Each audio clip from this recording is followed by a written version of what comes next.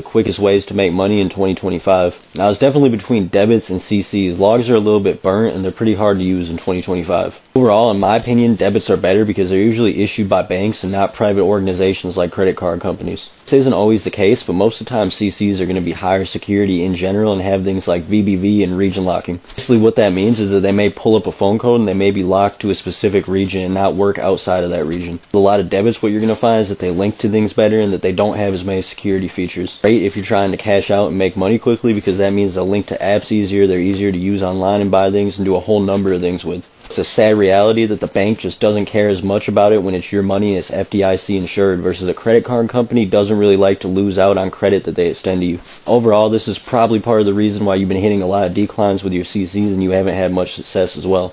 Moving into how I actually cash out debits and make money with them, I usually just look for non-VBV and non-region locked debits with a high balance. Basically what that means is they won't pull up any phone code, and on top of that they'll be very easy to use in any region around the US or Mexico. This is great because when you go to link them to an app, you really want to be able to have it link immediately and you want the balance to be able to be cleared. So you don't want limits to pop up, you don't want single transaction limits, and you just want it to be a seamless process. In general, once I have a debit linked to the app that I'm trying to cash out into, I'll just start adding to the cash balance. Now, it all depends on whether this is a medium or a high balance debit, but overall you can make anywhere from 1 to 10K per time, and even more if it's somebody that's well off and has a lot in their balance. Now, that being said, if I'm doing a cut for somebody else where I send them a cut of my work, I'll take my cut and then send their cut where they want it sent. Otherwise, I'm just going to keep all the money added to the cash balance for myself and use some tricks to close down the card and keep all of it. That being said, y'all, it's not quite as simple as I make it out to be, but overall it's a really simple process, and if you lock in with a great vendor like me or somebody else, you're going to be making a ton of money. Said, I'm Real Saucy Cy, and I'm out.